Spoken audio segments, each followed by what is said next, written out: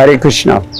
In the second verse of the Damodarastakam of Satyavrata Muni, rudantaṁ muhur netra-yugmaṁ mṛjantam karāmbhoja-yugmena sātaṅka-netram muhuḥ śvāsa-kampa-trirekhāṅka-kaṇṭha sthita-graivaṁ Damodaraṁ bhakti-baddham.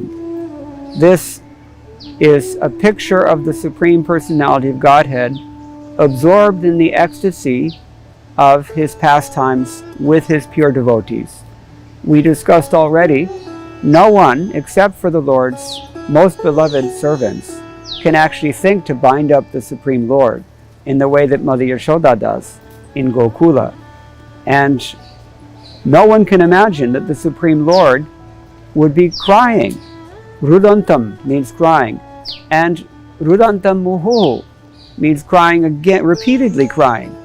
Rudantaṁ muhur netra-yugmaṁ mṛjantam, and he's wiping both of his hands. He's children, just like children even now in India, they wear kajal on their eyes, collyrium. So Krishna was also decorated in this way by Mother Yashoda, and as he's crying, he's trying to wipe the tears away, or he's trying to make a show and make the situation much more dramatic by making a mess all over his face. But somehow or other he is wiping the kajal all over his face and it's making a big wet mess. So rudantaṁ muhur netra-yugmaṁ mṛjantam karāmbhoja, with his lotus hands, ambhoja.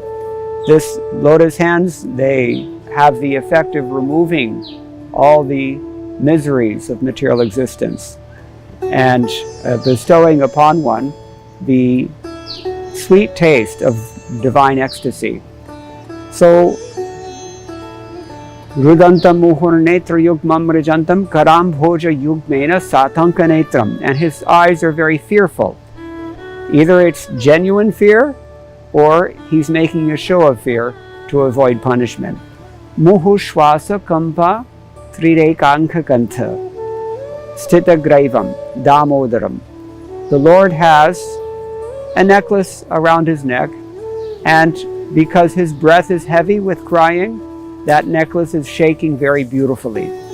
And his neck is ordinarily decorated by 3 lines. That's called trirekhāṅka. And even now, if you go to Vrindavan, you can see so many deities, they have 3 lines on their neck. That's considered to be a very beautiful thing. So, muhuḥ śvāsa-kampa-trirekhāṅka-kaṇṭha sthita-graivaṁ dāmodaraṁ bhakti-baddham. So this pastime is meant to show that the Lord can be bound only by bhakti. The last word is a very significant word, bhakti-baddham. So this is described in the Srimad-Bhagavatam, Canto 10, Chapter 11, Chapter 9, text number 11. The Lord is crying repeatedly. And in text number 14 of the same chapter, we see that Mother Yashoda was successful in binding him up, just like an ordinary child. Babantam prakritam yatha means just like an ordinary child gets into mischief and the mother chastises him. So similarly, Krishna was playing in this way.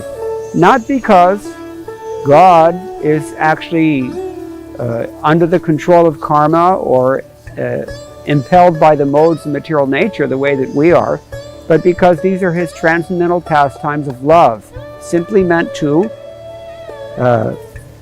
exchange reciprocation of love with his devotees. So this is the meaning of bhakti-baddham. No one can bind Krishna, but he can be bound by love. Bhaktya Bhagavatam grahyam. This is described also elsewhere. So this is the second verse of the Srimad-Bhagavatam, and it shows that the Supreme Lord actually can be conquered. So this is by the love of his devotees. Hare Krishna.